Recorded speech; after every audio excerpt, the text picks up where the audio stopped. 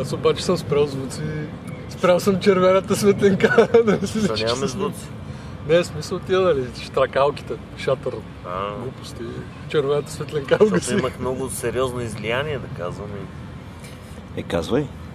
За БСП митинга ли? За БСП митинга съм очарован. Най-хубавото е, че го пропуснах. От бабите. Радваме се, че бабите си тръгнаха, когато ние дойдехме. Да. Обаче отървахме червените тениски на Че Гевара. Има още. Има още, бе. Не, ясно, не са без пари. Ако са без пари, те не са без пари. Дали? Бяха без пари, щяха да са ги изяли вече. Прав си. Без пари даже и в БСП няма. В тази държава. Веско Маринов, дали? Веско Маринов, не знам, той може пред Александър Невски. Веско Маринов.